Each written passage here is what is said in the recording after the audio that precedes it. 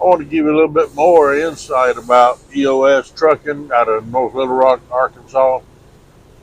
Now, when you're going through orientation, Harvey Beach, the owner of the company, he'll come in there. I think it's on the last day or maybe the next to the last day of orientation. And he'll spend a little time in there talking with everyone. And one of the things that he himself will repeatedly bring up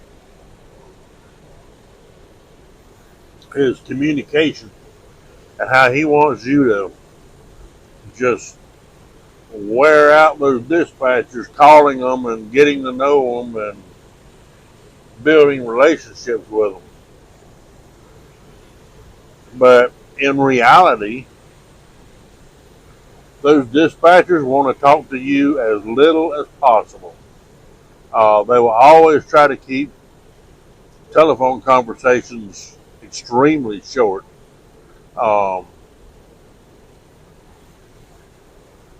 And some of the other things that they're going to talk about in orientation is things like your fuel economy and your idle time. They even watch your idle time. And they'll tell you no more than 16% idle time. And they want you to be, I think it's like 7 miles per gallon or better consistently.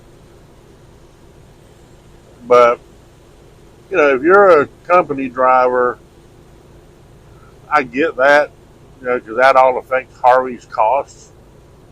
And Harvey's the one paying for the fuel. But if you're a lease purchase guy, that's up to you. But now some of the other things that I want to make people aware of is, they don't really, typically, they don't really give you a hard and fast appointment time for pickup and delivery, especially on delivery. But sometimes you do get an appointment time. And if that appointment needs to be missed, you run into whatever delays or, they just don't allow enough time for you to make the run and be able to make that delivery appointment.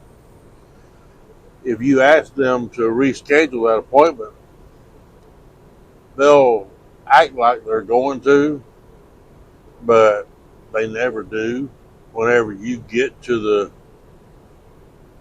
delivery location, they'll tell you there hasn't been anyone contact us to reschedule your delivery appointment. So just keep that in mind.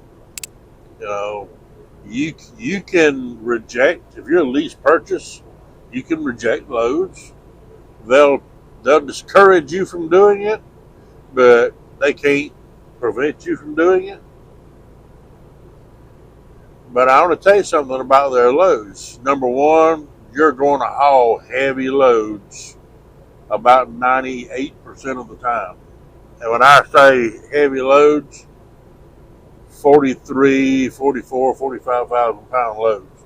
From time to time, you'll get, a light load here and there, but the vast majority of the time, you're going to be hauling paper, whether it's, new paper, whether it's paper for things like 6-packs or, chicken boxes or whatever, you're going to be hauling some type of paper.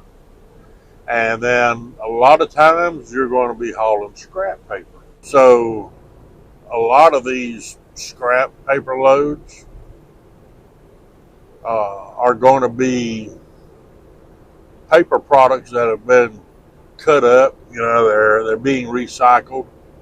And some of it isn't too bad. It'll be on pallets and it'll be all bound and nice and neat, but then others are what I consider to be garbage loads, and this is stuff that's run through some sort of a shredder that cuts all these things up and it's about like confetti. And whenever they put it all in there in bales, and whenever they load all that stuff up in bales, when you get to the delivery, they take all that off. You got a mountain of confetti all over the floor of that trailer, and you have to sweep it out, and you ain't getting paid for sweeping it out.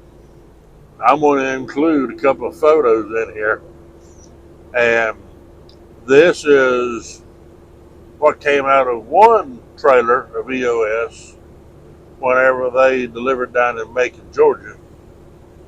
And this is what the driver had to sweep out of that trailer for free. But you're going to haul heavy most of the time. They're going to preach communication, but their communication is seriously lacking. They'll lead you to believe that they have rescheduled appointments, and they won't say it's been rescheduled. They'll say proceed on to delivery or something like that, to give you the impression that, yeah, they've rescheduled that appointment, but in reality they haven't. And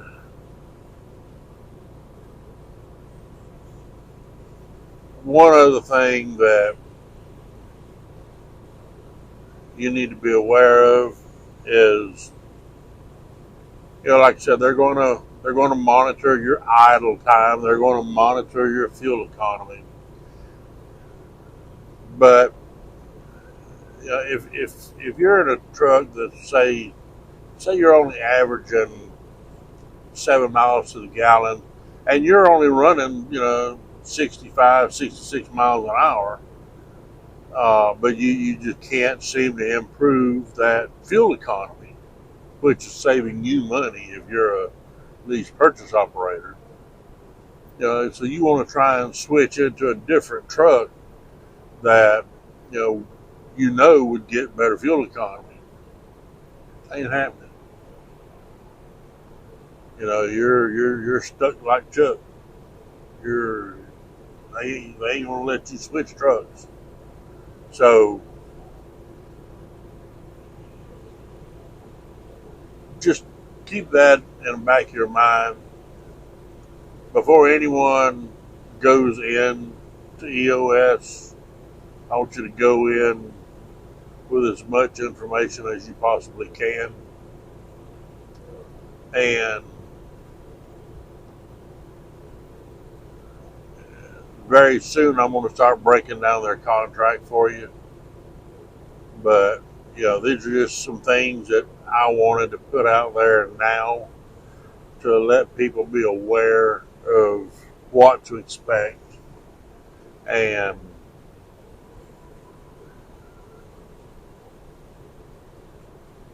if you go in to EOS, make sure that everything that is communicated to you, either A, you get it in writing, or B, you've recorded it on video, just to cover your ass and to make sure that you can back up everything that you say. Well, they promised to do this, they promised me that. Get it in writing or get it on video, and then it's kind of hard for them to dispute it.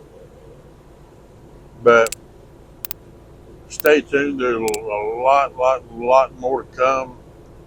You guys be safe, and I'll see you down the road. Bye.